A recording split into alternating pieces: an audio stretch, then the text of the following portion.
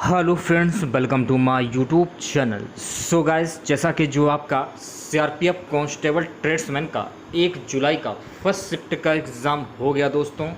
1 जुलाई first shift में पूछे गए सभी क्वेश्चंस इस वीडियो में डिस्कस करेंगे, तो इस वीडियो को पूरा ज़रूर देखिए।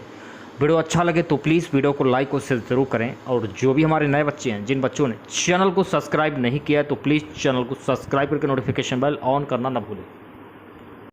तो चलिए वीडियो को स्टार्ट करते हैं। सो गैस, पहला क्वेश्चन पूछा गया था, तुगलक राजवंश की स्थापना शताब्दी। तो देखिए, तुगलक वंश जो है ये 1320 से 1413 ईस्वी तक चला था। बात करें तुगलक वंश की स्थापना किसने की थी, तो तुगलक वंश की स्थापना गयासुद्दीन ने तुगलक वंश की स्थापना की थी। 1320 से 25 ईस्वी तक कुल 5 वर्षों तक ये सुल्तान रहा। इसका मूल नाम गाजी तुगलक था। नसरुद्दीन खुसरो की हत्या के बाद वह दिल्ली का सुल्तान बना। तुगलक वंश का संस्थापक गयासुद्दीन तुगलक था। तुगलक वंश की स्थापना 1320 में गाजी मलिक ने गयासुद्दीन तुगलक की उपाधि धारण करके की थी। उसने तुगलकाबाद शहर की स्थापना की और तुगलकाबाद किले का निर्माण भी इसने कराया था। इसका जो उत्तराधिकारी था मोहम्मद बिन तुगलक। तुगलक वंश जो है 1320 से 1413 ईस्वी तक चला था। ये भी आपको फैक्ट ध्यान में रखना है। एक क्वेश्चन का पूछा गया था कि श्री गोविंद जी का जो मंदिर है ये कहाँ पर स्थित है। देखिए, श्री गोविंद जी का जो मंदिर है ये उत्तर प्रदेश में स्थित है और राजस्थान में स्थित है। तो ऑप्शन अगर आपका उत्तर प्रदेश होगा तो आप उस पर भी टिक कर सकते थे, राजस्थान पर हो तो आप उस पर भी टिक कर सकते थे। देखिए, जो श्री गोविंद जी का जो मंदिर है राजस्थान में, इसके बारे में जान लीजिए आप लोग। गोविंद देव जी का मंदिर जयपुर राजस्थान का प्रसिद्ध हिंदू धार्मिक स्थल है। भगवान श्री कृष्ण को समर्पित यह मंदिर जयपुर का सबसे प्रसिद्ध बिना शिखर वाला मंदिर है। यह चंद्रमहल के पूर्व में बने जन निवास बगीचे के मध्य आहते में स्थित है। संरक्षण देवता गोविंद जी की मूर्ति पहले वृंदावन के मंदिर में स्थापित थी, जिसको सवाई जय सिंह द्वितीय ने अपने परिवार के देवता के रूप में यहाँ पुनः स्थापित किया था। अगला क्वेश्चन गाइस पूछा गया था, भारत में ताउते चक्रवाती तूफान जो है ये कब आया था। तो भारत में ताउते चक्रवाती तूफान 14 मई 2021 को आया था। चक्रवात ताउते 2021 बेहद गंभीर चक्रवात ताउते 17 मई 2021 को दक्षिणी गुजरात के तट से टकराया था। ये आपको ध्यान रखना है। और उस समय भारत कोविड-19 की दूसरी लहर की प्रचंडता से जूझ रहा था। एक क्वेश्चन गाइस आपका जो था, हड़प्पा सभ्यता के स्थल से क्वेश्चन पूछा गया था। तो देखिए, हड़प्पा शहर पाकिस्तान के पूर्वोत्तर में स्थित पंजाब प्रांत में स्थित एक पुरातात्विक स्थल है। यह शहर रावी नदी के किनारे साहिवाल शहर से करीब 20 किलोमीटर पश्चिम में स्थित है। कांस्य युगीन सिंधु घाटी सभ्यता से संबंध रखने के कारण इसे हड़प्पा सभ्यता कहा जाता है। यह सिंधु घाटी सभ्यता में सबसे पहले खोजी गई सभ्यता है। यह भी फैक्ट आपको ध्यान में रखना है। एक क्वेश्चन पूछा गया था, भारतीय संविधान में कानून की अवधारणा किसके संविधान से लिया गया है। तो भारतीय संविधान में कानून की जो अवधारणा है गाइस, ये ब्रिटेन के संविधान से ली गई है। यह प्रदान करता है कि संविधान भूमि में सर्वोच्च शक्ति होगी और विधायी और कार्यकारिणी को संविधान से अपने अधिकार प्राप्त करेंगे।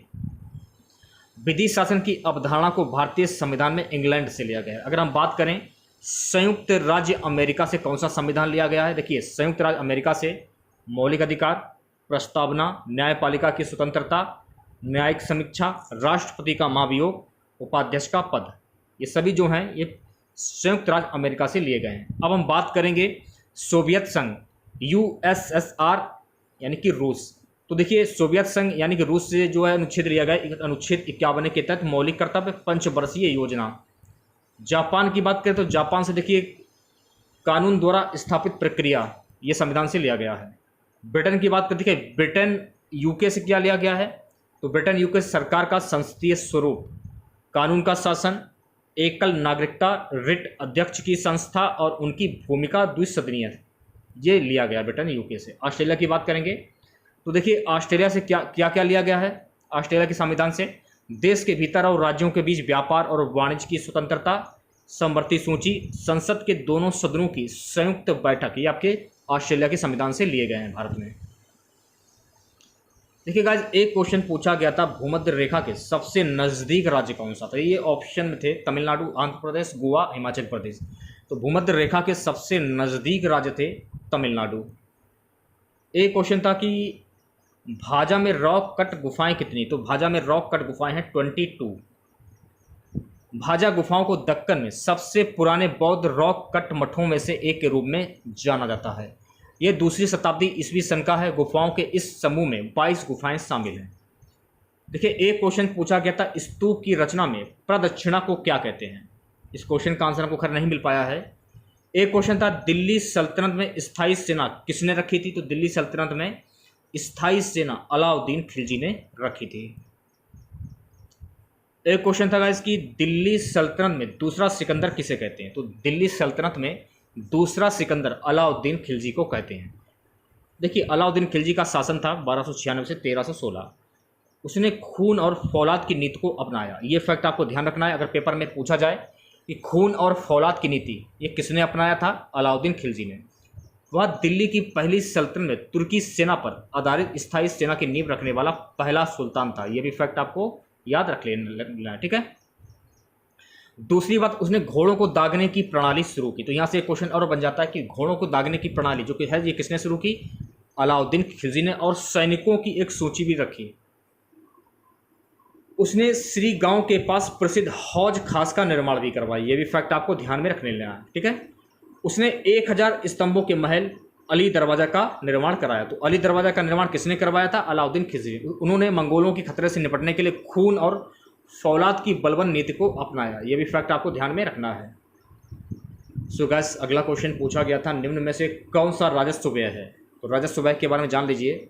राजस्व व्यय सरकारी व्यय का वह भाग है जिसके परिणाम स्वरूप परिसंपत्ति का निर्माण नहीं होता है। इसमें देखिए, वेतन, मजदूरी, पेंशन, सब्सिडी और ब्याज का भुगतान इस श्रेणी में राजस्व व्यय उदाहरण के रूप में आते हैं। इसके अलावा ध्यान दें कि सरकार द्वारा अपनी परिचालन आवश्यकताओं के लिए राजस्व व्यय किया जाता है। ब्याज का भुगतान सरकार का राजस्व व्यय है। ये फैक्ट आपको ध्यान में रखना है। 2021 में सीमांत सुविधा दर क्या थी, तो 2021 में सीमांत सुविधा दर क्या थी, 4.25%। अगर हम वर्तमान की बात करें तो वर्तमान में सीमांत स्थायी सुविधा 6.15% है। मौजूदा रेपो रेट 5.90%। उन्हें कब लगाया जाता है, जब आरबीआई योग्य अनुसूची बैंकों को धन प्रदान करता है तो एमएसएफ दर लागू होती है। देखिए, मैथ में क्या क्या पूछा गया था जान लीजिए। मैथ में कितने क्या क्वेश्चन पूछे गए। देखिए, मैथ में एवरेज से 2 क्वेश्चन पूछे गए थे। टाइम एंड डिस्टेंस से 1 क्वेश्चन पूछा गया था। टाइम एंड वर्क से 1 क्वेश्चन पूछा गया था। प्रॉफिट एंड लॉस से 1 से 2 क्वेश्चन पूछे गए थे। साधारण ब्याज व चक्रवृद्धि ब्याज से 4 प्रश्न पूछे गए थे। परसेंटेज से 2 प्रश्न पूछे गए थे। मेंसुरेशन से 5 प्रश्न पूछे गए थे। अब देखिए, रीजनिंग में क्या क्या पूछा गया। तो रीजनिंग में वर्बल से 10 से 12 क्वेश्चन पूछे गए थे। नॉन वर्बल से 12 से 15 क्वेश्चन पूछे गए थे। डायरेक्शन की जो क्वेश्चन थे वो इजी पूछे गए थे। 3 से 4 क्वेश्चन डायरेक्शन से पूछे गए थे। ब्लड रिलेशन से 3 से 4 क्वेश्चन पूछे गए थे। और सिमिलर सेट से 1 क्वेश्चन पूछा गया था। और फिगर काउंटिंग से 2 क्वेश्चन पूछा गया था। पेपर फोल्डिंग एंड कटिंग यानी पेपर को काटना, यहाँ से 2 क्वेश्चन पूछे गए थे। हेडिंग से 2 क्वेश्चन पूछे गए थे। मिरर इमेज से 2 क्वेश्चन पूछे गए थे। और स्पीकर एनोलॉगी 2 क्वेश्चन पूछे गए थे। क्लासिफिकेशन से 4 प्रश्न पूछे गए थे। अब हिंदी की बात कर लेते। देखिए, हिंदी में गद्यांश जो पूछा गया था आतंकवाद से पूछा गया था। अगर आपके आने वाली शिफ्टों में अगर आपका एग्जाम है तो गद्यांश देख लीजिए। हो सकता है गांधी जी से भी पूछ लिया जाए अगली शिफ्ट में, किसी भी से भी गद्यांश पूछा जा सकता है। और गद्यांश में देखिए लगभग 5 प्रश्न गद्यांश से पूछे गए थे। विलोम शब्द से क्वेश्चन पूछे गए थे।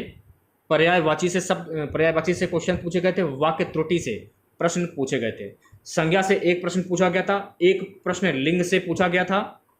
संधि से भी प्रश्न पूछे गए हैं। समास से भी प्रश्न पूछे गए हैं। सर्वनाम से भी प्रश्न पूछे गए हैं। विशेषण से भी प्रश्न पूछे गए हैं। मुहावरे से प्रश्न पूछे गए हैं। और शब्दांश से भी प्रश्न पूछे गए हैं। गद्यांश से 5 प्रश्न पूछे गए हैं। कारक से भी प्रश्न पूछे गए हैं। और अव्यय से भी प्रश्न पूछे गए हैं।